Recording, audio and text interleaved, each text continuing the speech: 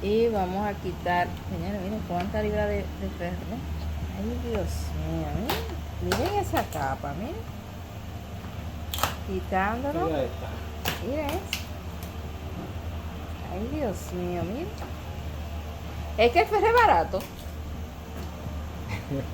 El ferro es barato, ¿eh? ¿Por qué que le ponen tanto? Eso debe ser más barato que la pintura, ¿verdad? O la pintura es muy cara que el ferro. ¿Cómo es la vaina? Dígame a ver. Dios mío, pero miren cuánto ferré, pero miren el tablazo que tiene. Sé que hacerle pieza, ¿eh?